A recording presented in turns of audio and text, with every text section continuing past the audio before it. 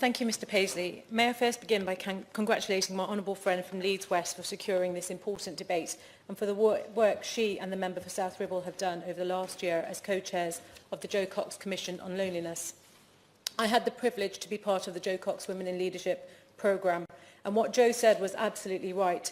Young or old, loneliness doesn't discriminate. It's something many of us could easily help with.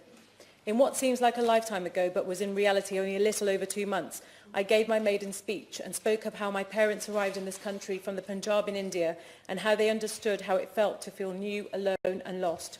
I also spoke about the issues surrounding mental health and emotional well-being that can lead to loneliness and how such issues are cruel and indiscriminate. Although loneliness is often automatically linked to old age, it in fact permeates the whole of society, young and old, rich and poor, male or female.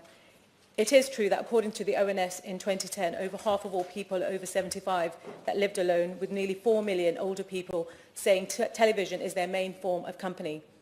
However, new research conducted by Action for Children reveals that more than half of UK parents have suffered from loneliness, with over a fifth having felt lonely in the last week, whilst at the same time, more than a third of children also saying they have felt lonely in the last week.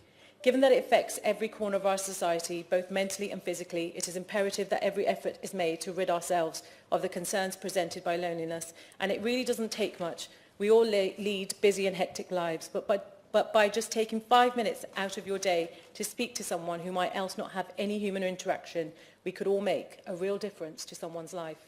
I applaud the work being done by the various organisations, some of whom I've mentioned, and many others, on what is a truly preventable problem. And I'm pleased to have been able to participate in this debate and will continue to support the battle against loneliness in any way I can.